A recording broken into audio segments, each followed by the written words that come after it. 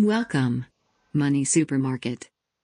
안녕하세요. 돈 파는 가게입니다. 요즘 대기업과 대기업 노조를 중심으로 또는 경제계와 노동계 전반에서 통상임금에 대한 갈등이 아주 뜨겁습니다. 이 통상임금을 우리 모든 직장인들이 다 알아야 하는 이유는요.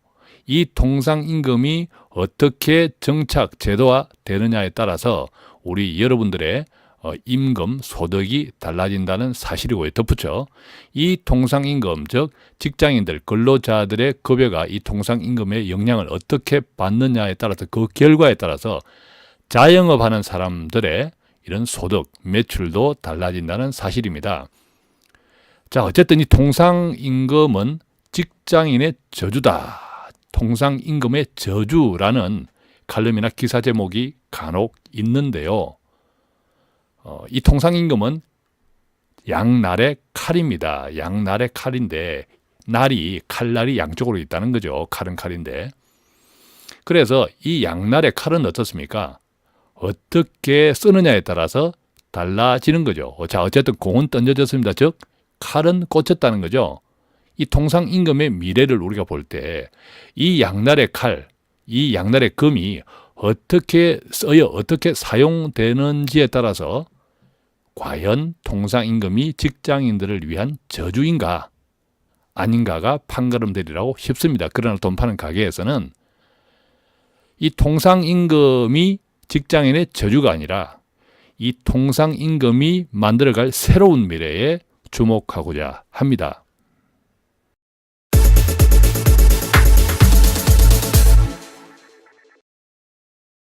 자, 양날의 칼, 통상임금은 직장인의 저주일까? 아니면 통상임금이 만드는 새로운 미래의 희망일까? 함께 보겠습니다. 이 통상임금이 직장인의 저주라고 하는 기사의 내용을 보면요. 최근 기사입니다. 제목이 이러네요. 뿔난 기아차, 직원들에게 고춧가루. 기아차가 통상임금 1심에서 중앙지방법원 1심에서 패했죠. 기아자동차가 통상임금 1심에서 패한 다음에 특권, 직원들에 대한 특권에 이어서 잔업도 중단했다고 합니다. 자, 특권과 잔업을 중단하니까 근로자 1인당 평균 연간 100만 원 정도의 소득이 감소되었다고 하네요.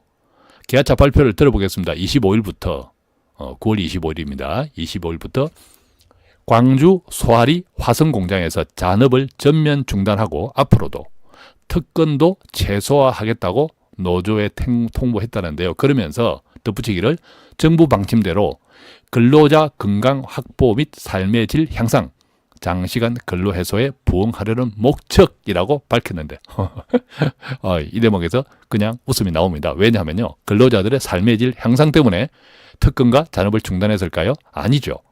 울며 계좌 먹기였습니다. 울며 계좌 먹기였는데요. 어쨌든 결과적으로 이 기아차, 통상임금 1심에서 패소한 기아차가 직원들의 잔업과 특권을 중단시킴으로써 근로자 1인당 평균 100만 원, 연 100만 원 감소되었다. 그러니까 이 통상임금이 오히려 직원들에게 연봉을 감소시킨 저주가 되었다. 이 이야기입니다. 자, 기아차가 이처럼 근무 체계를 변경한 것은요. 2017년 8월 31일 기아차의 정기 상여금 직원들에게 주었던 또 중식비를 통상임금으로 인정한 서울중앙지방법원 1심 판결이 직접적 영향을 미쳤는데요. 그 판결에 따라서 통상임금을 기준으로 결정되는 심야, 연장, 휴일, 연차 수당이 동반 상승했기 때문에 결과적으로 노조원들에게 지급해야 할 임금이 증가했다고 합니다. 예를 들면 지난해에는 2016년도에는 하루 30분 잔업으로 노조원 1인당 평균 100만 원대의 연 추가 임금을 받았는데 잔업이 전면 중단되면서 이 수당이 고스란히 연봉에서 빠지게 되는 셈입니다. 통상임금의 저주라고 표현하는 대목이죠. 어쨌든 이 통상임금에 대한 기아차 노조가 제기를 했는데요. 이 판결이 지난 8월 31일 나게 되기까지는 소송을 시작한 지 무려 6년 만에 이루어진 1심 판결입니다. 대법원 판결이 아니라 6년 만에 1심 판결이 일어났다는 거죠. 6년 만에 1심 판결이 나왔다는 건데 그만큼 재판부에서도 또 산업계에서도 또 노동계에서도 굉장히 치열하고 신중하게 결정한 판결이다. 이렇게 이해할 수 있겠습니다. 자, 통상임금의 저주를 한번 표를 한번 보면요. 통상임금의 저주를 간략하게 요약해 보면 이렇습니다. 다 통상임금이 인상되었네? 그러니까 회사 측에서 근로시간을 단축해버렸네. 조금 전에 기아차가 잔업, 특권 이런 이렇게 중단한 것처럼 근로시간을 단축했네. 또는 차라리 값싼 해외 쪽으로 공장을 이전할 수도 있겠다. 그죠? 네, 그 결과로 어떻습니까? 근로자 임금이 하락합니다. 근로시간 단축, 조업이 단축이 되면 국내에서 어떻습니까? 대부분 또 하청 기업들이 있죠. 이 중소 하청업체 수주 물량도 감소합니다. 그 결과 중소 제조업체 매출이 하락하고 또 중소 제조업체에 근무하는 근로자들의 임금도 같이 하락하게 된다. 이것이 바로 통상임금의 저주 시나리오입니다. 통상임금에 대한 이 판결이 직장인의 저주로 불려지는 이유랍니다. 자, 우리는 여기서 이제 통상임금이 무엇인지 한번 살펴볼 필요가 있겠죠. 통상임금은요, 우리 모든 직장인들에게 영향을 미치고 있습니다. 이게 대기업뿐만 아니라 중소기업, 아주 작은 소기업에도 영향을 미치고 있습니다. 왜냐하면 이 통상임금은 근로기준법에 나와 있는 것이기 때문에 그렇습니다. 실제로 근로기준법 시행령 제6조에는요. 6조를 정리하면 이렇습니다. 통상임금이란 기본급과 각종 수당을 포함해서 근로자에게 정기적, 일률적으로 지급되는 임금을 뜻하는데 이 통상임금은 평균 임금의 최저 생계를 보장함과 아울러 각종 법정 수당, 즉 연장, 야간, 휴일, 근로수당, 연차, 유급, 휴가 수당 등을 산정할 때 기준이 되는 임금이다라고 나와 있습니다. 그러니까 이 통상임금이 조금 전에 이제 설명은 조금 이렇게 말만 들을 때는 머리가 띵 할 수 있는데 간단하게 이야기하면 그렇습니다. 우리가 이렇게 일을 하는 모든 이렇게 수당들이 있죠. 각종 수당들 모든 수당은 아니지만 어떤 연장, 야간, 휴일, 근로수당, 연차, 유급, 휴가 수당 이런 등등을 계산할 때 이 통상임금을 바탕으로 한다는 이야기입니다. 그러니까 어떻습니까? 통상임금이 많은 부분에 즉 근로자들의 급여에 영향을 크게 미칠 수밖에 없다. 이런 이야기입니다. 자, 이 통상임금은 그러면 조금 이제 노사 간의 갈등이 있겠죠. 보통 이 통상임금은 노동가치의 단가라고도 표현하는데요. 즉 노동시장에서 단가는 근로자의 능력을 수치로 평가하는 것입니다. 즉 이 통상임금은 노동가치의 단가라고 하는 것은 한 사람의 노동자가 일을 할 때 시간당 얼마를 내가 사용자 측에서 줘야겠다라는 원가, 단가, 이것이 바로 통상임금이라는 거죠. 그러니까 통상임금을 계산하는 데 있어서 사용자와 근로자, 직장인 간에는 이견이 다른 생각들이 당연히 존재하겠죠. 갈등. 돈을 주는 사용자 입장에서는 노동가치의 단가, 즉 통상임금을 낮게 보려고 책정하려고 하고 또 돈을 받는 직장인 근로자 입장에서는 통상임금에 산입되는 금액이 많아질수록 유리하다. 당연한 거 아니겠습니까? 그죠? 자, 이때 이 통상임금하고요. 조금 헷갈릴 수 있는 것이 평균임금입니다. 이 평균임금은 어떻게 다르냐면요. 자, 통상임금은 조금 여태까지 살펴본 것처럼 일반적인 우리가 근로환경에서 이제 재반 급여에 영향을 미치는 이게 단가, 노동자의 근로단가로 이해할 수 있다면 이 평균임금은요, 특정 상황 발생 시, 이 평균임금은 특정 상황 발생 시, 이것이 조금 중요합니다. 특정 상황 발생 시 근로자가 임금을 얼마나 받고 있는지 판단하는 개념입니다. 자, 대표적인 적용 사례, 즉 특정 상황이 어떤 상황인지 대표적인 적용을 예를 들면 퇴직금, 우리가 퇴직하게 될 때 또는 갑자기 일을 하다가 다쳐서 산업재해, 이때 산업재해로 인해서 내가 회사 측으로부터 보상받는 이 급여를 계산할 때 통상임금이 아니라 평균임금을 씁니다. 이 평균임금은요, 그때 근로자가 1년 이상 근로하고 퇴사한 경우 법정 퇴직금, 이때도 조금 전에 이야기한 것처럼 평균임금을 산정하는데요. 산업재해도 마찬가지입니다. 이 이유는 소득을 상실하더라도 어쨌든 이제 퇴직하고 또는 갑작스런 산업재해로 인해서 일을 못하게 되면 뭐 일순간 소득을 상실하지 않습니까? 그때 그렇게 소득을 상실하더라도 퇴사 직전 지급받던 급여 수준을 어느 정도 보장하여 근로자와 가족들이 안정적인 생활을 하도록 돕는 기능을 합니다.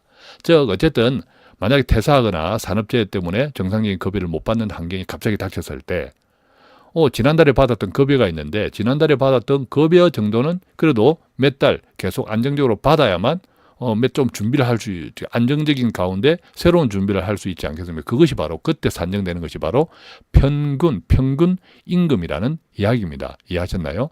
통상임금은 그냥 일반적인 우리가 일을 할 때 뭐 이런저런 각종 수당이나 급여에 계산되는 방식이 기준이 통상임금이고, 평균임금은 다 때려치우고 퇴직이나 또 산업재해가 났을 때 그전에 네가 얼마 받았는데 토탈 얼마 받았는데 이것을 가지고 그 정도는 그래도 몇 달 줘야겠다.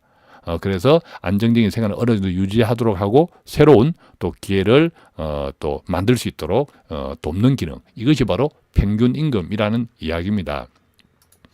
자, 그러면 평균임금과 우리가 통상임금을 조금 이제 이해하셨다면 이 통상임금과 평균임금의 개념적 차이를 다시 한번 정리하면요. 통상임금은 일상적 노동에 대한 최저생계비 보장. 평균임금은 특정 상황, 아까 이야기했죠. 퇴사나 산업재해 등 이 특정 상황에 직면한 직장인이 갑자기 소득을 상실하더라도 그 직전까지의 소득을 어느 정도 보장하여 일정 기간 동안에 안정적인 경제활동을 보장하기 위해서 이렇게 적용하는 임금이 바로 평균임금이다. 이렇게 개념적으로 이해하면 되겠습니다. 자, 여러분들은 지금 어떤 의미에서는 굉장히 조금 차원이 높은 이야기를 듣고 있습니다. 그러나 또한 동시에 바로 나에게 직접적으로 영향을 지금까지 미쳤고 앞으로도 크게 미칠 수밖에 없는 중요한 이야기를 듣고 있습니다. 그러니까 정신 단단히 차리시고 정신 붙들어 매시고 집중하시기 바랍니다. 자, 그럼 구체적으로 우리 임금에서 평균 임금과 통상 임금은 어떻게 구분되어지는지 쫙 열거를 해 보도록 하겠습니다. 자, 표에 잘 나와 있는데 우리가 첫 번째 우리가 기본급, 본봉이라 이야기하죠. 기본급 뭐 우리가 월급 명세서 탁 받아보면 기본급 얼마 탁 찍혀 있지 않습니까? 이 기본급 본봉이라는 것이 첫 번째가 있고, 두 번째는요. 각종 수당들이 있습니다. 예를 들면 직무수당, 직책수당, 조정수당, 뭐 물가수당, 기술수당, 면허수당, 출납수당, 성무수당 등 고정적이고 정기적으로 지급하는 수당, 뭐 자격수당도 있겠죠. 이런 직책수당들. 이런 것들이 이제 각종 이런 이제 어떤 근로자, 노동자의 그 근로 활동에 고유한 수당들. 시간 뭐 더 많이 일을 하고 이런 시간이 아니라 그 사람이 가지고 있는 그 사람 그 근로자의 원가를 책정하는, 근로 원가를 책정하는데 뭐 아주 뭐 높은 기술 자격증을 가지고 있다든지 또 면허증이 있다든지 뭐 이런 등등 그것에 관련된 수당, 이것이 이제 두 번째 수당들이고, 세 번째 수당들은요 일을 더 많이 해서 노동을 단순하게 정해진 노동보다 더 많이 할 때 발생하는 수당입니다. 예를 들면 어떤 거죠? 휴일 수당, 연장 수당, 야간 근무 수당, 연월차 수당, 상여금, 일직비, 숙직비 이런 것들은 이것은 바로 변동적으로 지급하는 수당이죠. 즉 일을 더 많이 해서 일을 물론 더 많이 안 할 수도 있는데 더 많이 할 때 발생하는 수당, 즉 변동적인 수당, 이것이 이제 세 번째 수당이고요. 수당 항목들이고, 네 번째는 뭐 퇴직급이나 또는 휴업수당이나 결혼수당 등 이제 그 밖에 이제 이런 금품, 지급되는 금품을 일컫는데, 여기서 다시 정리해 보면 그림에서는 기본급, 본봉 1번, 통상임금은 1과 2를 합친 거예요. 통상임금은 즉 기본급 플러스 그 근로자의 고유한 수당들, 일을 더 해서 받는 수당이 아니라 그 근로자에게 고유한, 예를 들면 아주 아까 이야기했죠. 뭐 자격증 수당 이런 것들이 이제 그 근로자에게 고유한 수당들인데, 이런 수당들은 고정적이고 정기적으로 지급돼요. 일을 더 많이 해서가 아니라. 자, 이런 것들을 우리가 이런 수당, 즉 기본급과 이런 수당을 합친 것을 통상임금이라고 해요. 자, 이해하셨습니까? 자, 그런데 이 평균임금은 여기에 다시 3번 항목을 더합니다. 3번 항목이 뭐죠? 일을 더 많이 해서 받는 수당, 휴일 연장, 야간 근무 수당, 연월차 수당 이런 것들. 상여금도 이 평균임금에 들어갑니다. 이런 것들이 바로 이 3번 항목까지를 일을 더 해서 받는 수당 또는 상여금 이런 것들이 1번, 2번 즉 기본급 또 그 근로자 개인의 고유한 수당 플러스 일을 더 많이 해서 받는 수당 플러스 상여금까지가 이 평균임금을 구성하는 거죠. 평균임금. 자, 그래서 이제 직장을 퇴직한다든가 퇴사한다든가 또는 산업재해 또 산업재해분이 산업재해 때문에 덜커덕 일을 못하게 돼서 이렇게 급여를 못 받게 될 때 갑자기 바로 1번 플러스 1번 플러스 3번의 급여가 지급되는 것이 지난달에 받았던 급여하고 비슷하죠. 이게 바로 평균임금이고 그렇다는 거죠. 뭐 기타 이것은 좀 또 뭐 기타 이런 게 있구나 또 이제 살펴보면 될 것 같고요. 자, 어쨌든 다시 한번 이야기합니다. 여러분들은 조금 뭐 이해하기 어려울 수 있으나 그래서 아주 우리가 고차원적인 이야기를 나누고 있습니다만, 또한 이 이야기는 과거에도 그랬고 지금도 그렇고 이달 월급도 그렇고 앞으로의 월급에도 대단히 중요하게 크게 실질적으로 영향을 미치는 이야기를 듣고 있습니다. 그러니까 정신 꽉 붙들어 매시고 계속 집중해 주시기 바랍니다. 지금 여러분께서는 돈 파는 가게와 함께 하고 있습니다. 자, 그렇다면요. 다시 돌아가서 지난 8월 31일 서울중앙지방법원에서 내렸던 통상임금에 대한 판결이 어떤 내용이었는지 한번 살펴보도록 하겠습니다. 이 통상임금 판결은요, 기아자동차 노동조합에서 소를 제기했습니다. 제기해서 무려 6년 가까이 끌다가 1심 판결이 나온 건데요. 이때 판결 내용이 이랬습니다. 정기 상여금과 중식비를 통상임금으로 인정한다. 이겁니다. 정기 상여금, 기아자동차 노동자들이 받아왔던 정기 상여금과 중식비를 통상임금으로 인정해라. 반대로 이야기하면 그동안은 정기 상여금과 중식비가 통상임금으로 인정되지 않았다는 거죠. 또한 그로 인해서 늘어난 급여, 그럼 당연히 급여가 늘어납니다. 왜냐하면 정기 상여금과 이 중식비가 통상임금이 되면서 통상임금을 기초로 계산되는 뭐 휴일수당, 야근수당, 잔업수당 이런 것들이 급여가 같이 올라가죠. 그로 인해서 늘어난 급여를 과거부터 소급하여 지급하라고 판결이 났네요. 정리합니다. 2017년 8월 31일 서울중앙지방법원에서 통상임금에 대한 판결 내용은요, 두 가지입니다. 첫 번째, 정기 상여금과 중식비를 통상임금으로 인정하라. 즉 통상임금 인정이 늘어난 거죠. 범위가. 또한 두 번째, 그로 인해 늘어난 급여를 과거부터 소급하여 지급하라고 판결이 났다는 거죠. 무슨 이야기입니까? 누구든 만약 정기 상여금과 중식비가 통상임금으로 인정되지 않았던 상태에서 받았던 급여가 있었다면 소급해서 지급받을 수 있는 권리가 모든 노동자에게 생겼다는 이야기입니다. 따라서 이번 판결에 대해서 노동계는 크게 환영할 수밖에 없죠. 앞으로 돈 더 받고 또 지금까지 못 받았던 것 한꺼번에 받을 수 있으니까 크게 환영할 수밖에 없습니다. 그러나 이 재계 즉 산업계에서는 이 법원이 정기 상여금을 통상임금으로 인정하면서도 신의칙 이거 뭐 좀 어려운 용어인데 뒤에 설명하겠습니다. 신의 측을 인정하지 않아서 자동차 업계는 물론 산업계에 큰 타격을 미칠 것이라는 우려와 함께 유감을 표명했다는데요. 어쨌든 이것 또한 아까도 이야기했지만 소송을 낸 지 약 6년 만에 나온 판결입니다. 자, 여기서 우리가 중요한 내용을 좀 이렇게 기본적인 내용, 핵심적인 내용을 살펴볼 필요가 있는데요. 이 법원의 기아차 통상임금 판결은 어찌 보면 아주 당연한 결과였습니다. 즉, 이 통상임금 범위에 대한 판결이 이렇게 나오리라고 했던 것은 다 노동계는 물론이고 또 기업, 산업계에서도 당연히 예상했던 겁니다. 왜냐하면 이미 근로기준법에서 정기적이고 일률적이며 고정적으로 지급되는 임금을 통상임금으로 규정하고 있었기 때문인데요. 당연히 따라서 정기적으로 지급되는 상여금 역시 당연히 통상임금에 포함될 수밖에 없다는 거죠. 무슨 이야기입니까? 예전부터 당연히 통상임금에 포함될 수밖에 없었던 이 상여금 같은 것들이 이러한 법률 규정에도 불구하고 오랫동안 관행, 와, 이게 무슨 말이죠? 관행, 그죠? 이 관행이 우리 모든 헌법과 법률보다 우선하는 사회, 그런 사회에 우리가 살고 있었죠.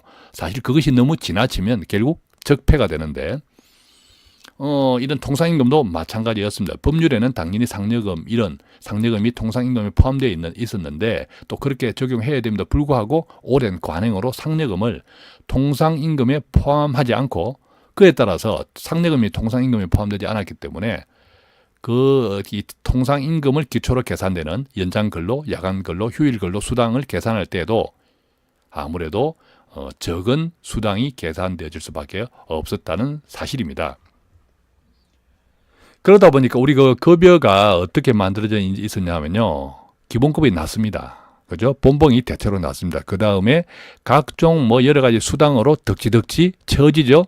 또 상여금 연간 몇백 프로, 또 요즘은 상여금이 주로 이제 연봉 계약이 많이 되니까 어쨌든 이런 통상임금에서 상여금이 빠졌기 때문에 이 기본급을 낮게 하고 상여금을 대신 높여서, 왜냐하면 아무리 상여금을 높여도 다른 수당의 기초가 되지 않으니까 통상임금에 포함되지 않음으로써, 그래서 오랫동안 낮은 기본급이 낮고 상여금은 높은 이런 모순된 임금 체계를 만들었던 바로 그 이유가 바로 여기에 잘못된 관행에 있었다는 사실이죠.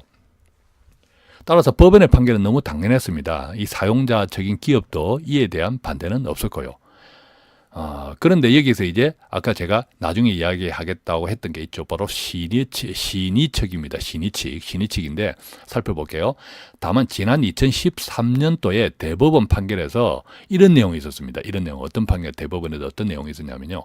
기업의 존립을 위태롭게 하는 것은 신의성실의 원칙에 위배된다고 판시한 건데요. 이게 무슨 말이냐면 기업에게 예측하지 못한 새로운 재정적 부담이 기업의 존립을 망하게 할 수 있다. 예를 들면 그런 가능성이 있을 때는 이 신의성실의 원칙에 위배된다고 판시했다는 거죠.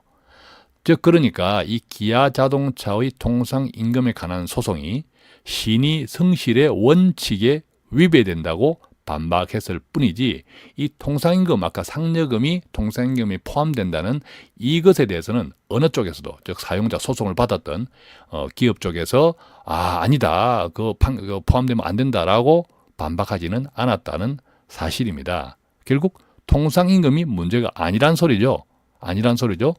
그럼 뭘까요? 통상임금이 문제가 아니면 그럼 도대체 뭘까요? 이것이 바로 아까 이야기했던 신의성실의 원칙, 즉 기업에게 예측하지 못한 새로운 재정적 부담이 기업의 존립을 위태롭게 하면 안 된다.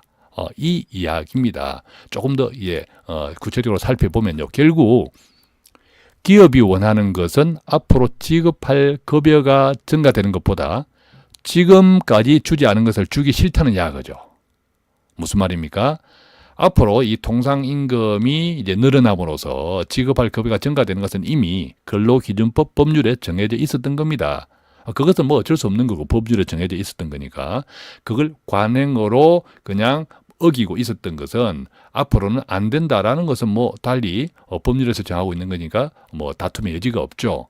그렇지만 지금까지 주지 않았던 것을 다 소급해서 내어줘라 하는 것은 싫다는 거죠. 야, 지금까지 주지 않아서 다 내어놓으면, 한꺼번에 내어놓으면 우리 회사가 망한다. 그런 이야기입니다. 그런 논리로 기업 측에서는 이제 대들었죠. 이것이 왜 중요하면요. 이 이야기가 왜 중요하냐 하면, 이 기아자동차의 이런 통상임금에 관한 소송과 비슷한 것들이요. 2013년 지난 2013년 이후에 전국 100인 이상 사업장 가운데 192곳에서 벌어지고 있기 때문입니다. 많죠? 거의 200군데 가까운 기업들에서 이 통상임금에 관한 소송이 현재 진행 중이다. 이 이야기입니다. 대법원에 가 있는 곳도 있고 또 1심, 2심이 진행되고 있는 회사들도 있습니다. 예를 들어 보면요. 어떤 회사들이냐고요? 아시아나항공, 뭐 현대중공업, 현대미포조선, 한진중공업, 현대위아, 삼성중공업, 현대 뭐 비엔지스틸, 현대다이모스 등등등등. 그러니까 이 기업들은 정리하면 통상임금이 증가되는 것은 뭐 어쩔 수 없다. 이것은 뭐 다툼의 여지가 없다. 다만 지금까지 주지 않았던 것을 갑자기 한꺼번에 내놓는 것은 싫다. 이 이야기죠. 즉 제사보다는 제밥에 더 관심이 많고 제사보다는 제밥이 더 두렵다는 이야기입니다. 반대로 이야기하면 이게 노동조합 측에서도 근로자들 측에서도 앞으로 증가되는 것은 뭐 조금이겠죠. 만약 통상임금이 증가해서 다른 수당에 영향을 미치고 그것이 증가하는 것은 연간으로 따지면 아까 뭐 기아자동차 예를 들어봤지만 뭐 한 100만 원 정도. 그런데 더 큰 것이 뭐죠? 지금까지 받지 못했던 것을 한꺼번에 받는 거. 마치 전혀 기대하지 않았던 상여금이 보너스가 풍 나오는 것처럼. 그죠? 이게 노동조합에서 아주 뭐 설레게 하는 거고 반대로 그것은 기업 측에서는 굉장히 불안한 요소일 수밖에 없다는 거죠. 그러니까 통상임금의 갈등이 통상임금이 아니라 결국 지금까지 못 준 것을 줘야 되느냐 말아야 되느냐 바로 이 갈등이라는 이야기입니다. 회사에 따라서는요. 물론 이번 이렇게 기아자동차 판례 소송에서는 1심에서 그 정도 뭐 금액 한 1조 원 가까이 된다고 하는데 그 정도 금액을 주는 것은 뭐 이제 판결 내린 금액이요. 판결로서 이렇게 내린 금액을 따져보면 1조 원 가까이 된다고 하는데 그 정도는 주어도 기아자동차 존립에 문제가 없다. 뭐 이렇게 이제 판단했는데 기업들마다 형평가 사정은 다를 수 있지 않습니까? 그러나요, 이 기업이 예측하지 못한 새로운 재정 부담 때문에 기업의 존립이 위태로워질 수 있다는 소위 신의 성실의 원칙 위배 문제는 이 기아자동차의 경우에 지난 몇 년 동안 기아차의 기업이익, 뭐 지난 몇 년 동안 이렇게 기업이익이 나오겠죠. 대차대조표에, 회계장부에. 또한 현재 쌓아놓은 이익잉여금, 이익을 계속 이제 회사 유보하고 있는 이것들을 감안할 때 근거가 없다고 판결을 땅땅땅 내렸다는 이야기죠. 법대로 못하겠다는 회사 측에 일침을 가했다. 이 정도 준다고 니들 망하지 않아. 그러니까 빨리 줘. 이 판결을 서울중앙지법이 내렸다는 거죠. 근데 아까도 이야기했지만 뭡니까? 기업들이 회사 사정들은 다 다르거든요. 회사 사정들은 다 다르기 때문에 결과적으로는 통상임금이 늘어나는 것은 어쩔 수 없이 다 기정사실이고 과거에 주지 못했던 걸 소급해서 뭐 지급해야 된다는 것은 그 회사 사정 때문에 다 다른 회사 사정 다른 때문에 각각 다른 판결이 나올 수 있다. 이런 뜻입니다. 자, 통상임금 갈등의 결론 정리해 볼게요. 기업 측과 대기업 노조의 밥그릇 싸움입니다. 그죠? 기업 측과 대기업 노동조합의 밥그릇 싸움이다. 그러다 보니까 본질보다 감정이 앞서 있습니다. 이것이 바로 통상임금의 저주로 연결되는 부분인데요. 이 본질은 뭡니까? 통상임금이 늘어나는 것은 어쩔 수 없다. 그는 양쪽이 공히 인정하는 겁니다. 그런데 지금까지 못 준 것을 한꺼번에 내놔라. 못 주겠다? 내놔라. 이 이야기거든요. 이러다 보니까 감정싸움이 생기고 있는 겁니다. 이것이 감정싸움이니까 잘못 그냥 의기장을 놓기 시작하면 불똥이 다른 곳에 튄다. 즉 고래싸움에 터지는 것은 새우 등짝입니다. 새우 등짝 어떤 새우요? 중소기업, 뭐 비정규직 이런 쪽들의 영향이 있다는 이야기죠. 중소기업 이런 쪽에 영향이 있을 수 있다는 이야기입니다. 자, 그래서 이 시점에서 돈파는 가게는요. 통상임금이 만드는 새로운 미래에 주목합니다. 통상임금의 저주? 노. 통상임금의 저주 아니고요. 통상임금의 축복으로 만들어갈 수 있다고 돈파는 가게는 감히 주장을 합니다. 자, 어떻게 해요? 통상임금의 축복 시나리오는 이렇습니다. 통상임금이 인상됩니다. 자, 이것은 뭐 명약관화한 사실입니다.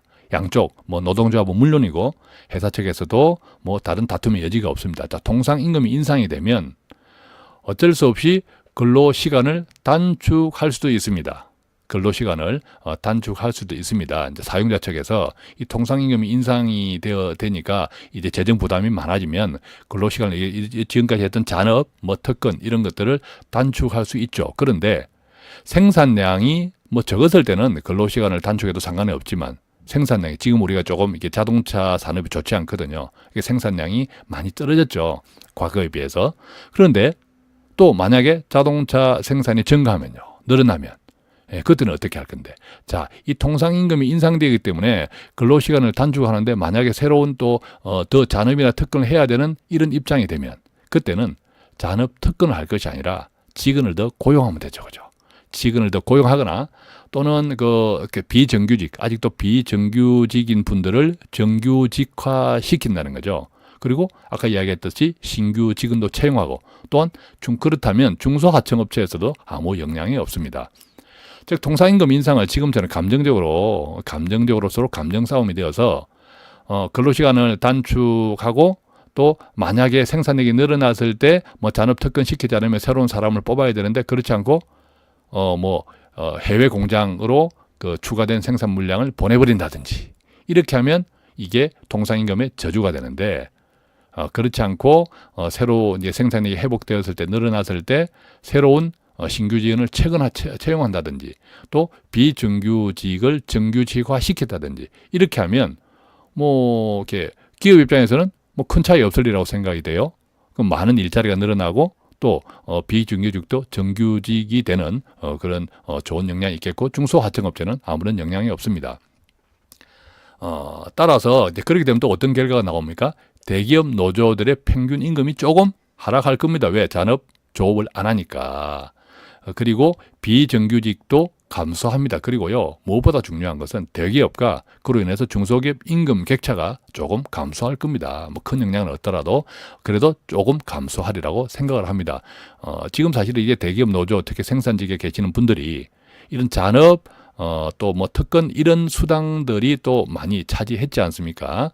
차지했는데 잔업 뭐 이런 특근 하지 않고 그 자리를 또 그로 인해서 생산량, 노동시간의 공백을 비정규직이나 또 신규직은 채용으로 이렇게 해 나가면 아무래도 대기업과 중소기업 임금 격차 감소에 좀 기여를 하겠죠. 그 결과로 어떤 근로자가 건강히 확보되고 잔업이나 이런 특근을 하지 않으니까 당연히 삶의 질이 향상이 됩니다. 왜? 통상임금이 인상이 되었으니까.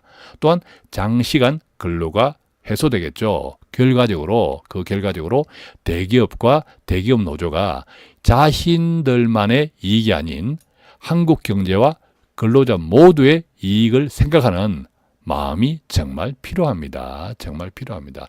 그래서 이 통상임금에 지금 이제 시작했고 앞으로 또 소송의 계류 중인 많은 기업들에 영향을 미칠 것이므로 산업계와 노동계가 긴장하고 또 향후 이어지는 여러 재판의 결과들을 주목할 수밖에 없겠지만 이것 때문에요. 감정적인 싸움으로 치닫지 않으면 좋겠습니다. 왜? 이 대기업과 대기업 노조로 인해서 새우 등 터지는 그 새우들이 있습니다. 그죠? 한국 경제 역시도 그 새우 중에 하나일 수 있습니다. 그러니까 이제는 모두의 이익을 생각하는 마음이 필요할 때가 아닌가 그런 생각이 듭니다. 자, 통상임금 갈등을 바라보는 돈 파는 가게의 결론 이렇습니다. 자기 밥그릇만 챙기면 모두가 망합니다. 이제는 한국 경제의 미래와 청년들의 일자리를 같이 생각해 봐야 할 때입니다. 청년들이 누굽니까? 바로 우리들의 자녀들이기 때문입니다. 자, 돈 파는 가게 아카데미 알아야 나눕니다. 알아야 돈도 벌고요. 알아야 아낄 수도 있고요. 또한 알아야 나눕니다. 그것 때문에 우리 모두에게 민감한 통상임금에 대한 수준 높은 이야기 가능하면 아주 쉽게 해설해 드렸습니다. 어떻습니까? 조금 들을만 했나요? 자, 돈 파는 가게에 여러 가지 질문해 오시는 분 저희가 일일이 대응해 드리기가 좀 힘듭니다. 그래서 카카오톡에 돈 파는 가게, 머니 슈퍼마켓 돈 파는 가게 옐로우 아이디를 개설했으니까는요. 카카오톡에서 돈 파는 가게 치시면 나옵니다. 기타 남는 질문 해 주시고요. 그러면 지금 QR코드 나오죠. 이 QR코드에 그냥 스마트폰 카카오톡에서 앱을 열면 QR코드 찍기 앱을 열면 바로 저희 돈 파는 가게로 연결이 됩니다. 자, 돈 파는 가게는 유튜브, 페이스북, 팟빵, SNS 7개 채널에 운영되고 있습니다. 그러니까 돈 파는 가게는 언제나 당신 곁에 있다는 사실 꼭 기억해 주시기 바랍니다. 고맙습니다.